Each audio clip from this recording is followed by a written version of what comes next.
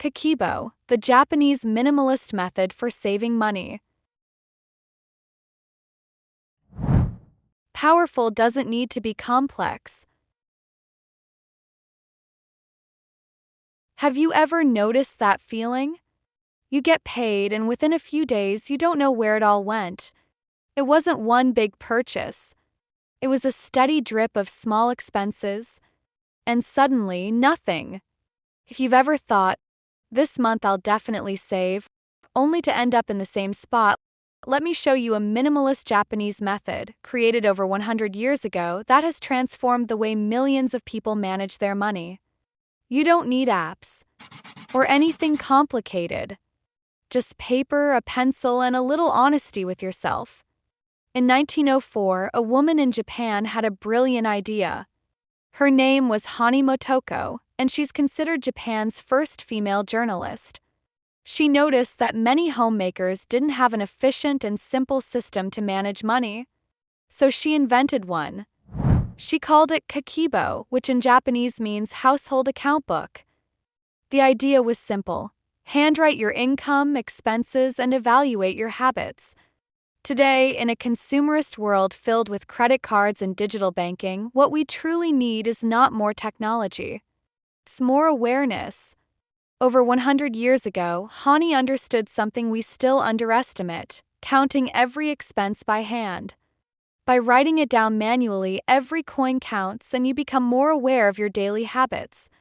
Let's learn Hani Motoko's method, the Kakeibo. Saving is a fixed expense. Most people view saving like this.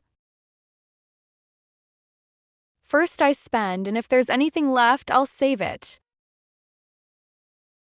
That never works. Kakeibo takes the opposite approach. Save first, live on the rest.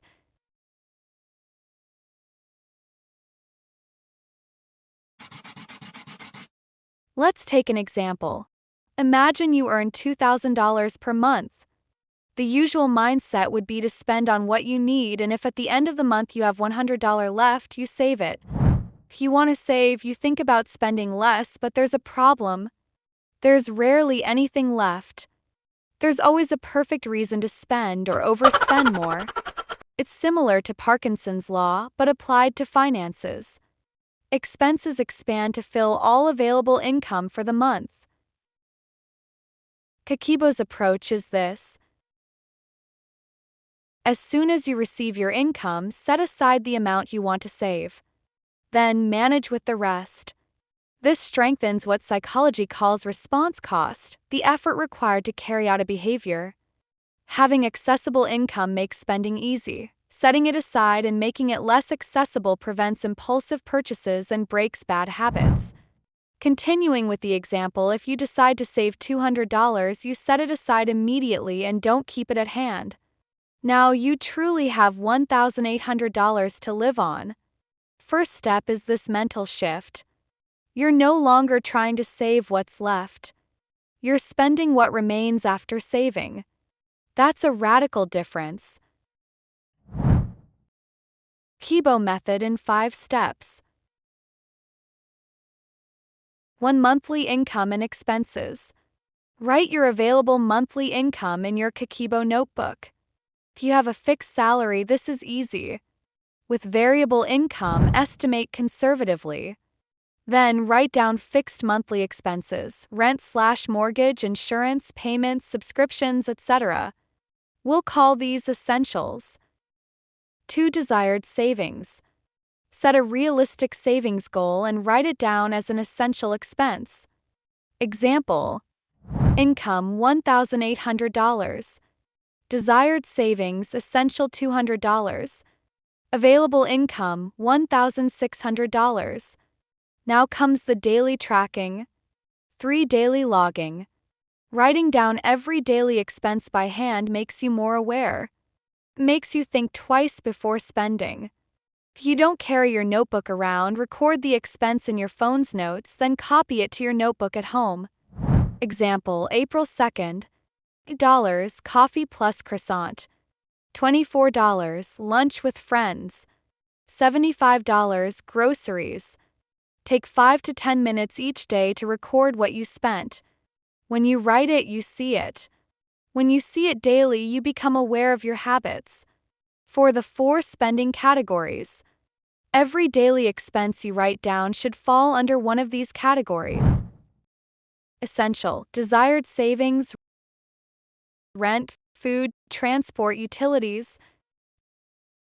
Wishes, clothes, restaurants, entertainment, travel, anything non-essential. Cultural, books, courses, education, museums. Extra, gifts, emergencies, unforeseen expenses.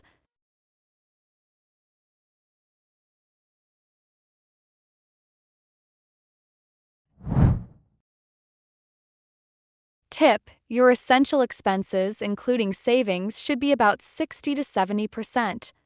Keep wishes and cultural spending around 10 to 15% and reserve about 5% for extras. 5. Review your habits and adjust your budget. The end of the month, don't just flip the page without looking back. Now evaluate yourself. How much did I save? Did I meet my goal? Where did I overspend, or is there still room to save more? How can I improve next month? Example: income $1,800. Desired savings $200. Available income $1,600.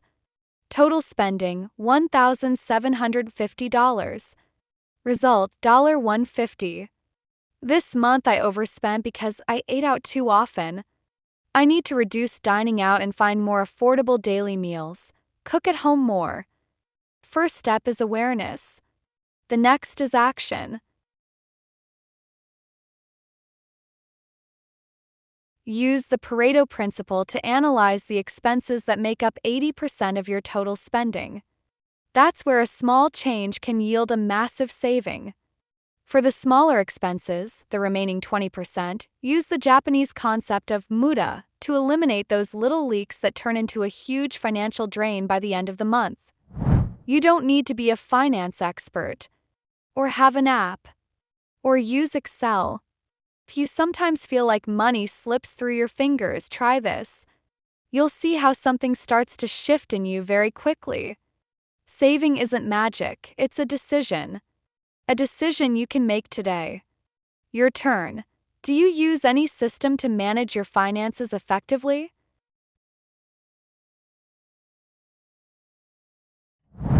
Quote of the day: our world moves so fast that everything can be bought and paid for instantly. A Kakeibo helps us slow down and really consider what we're buying with calm and care. Fumiko Chiba, Kakeibo, the Japanese art of saving money.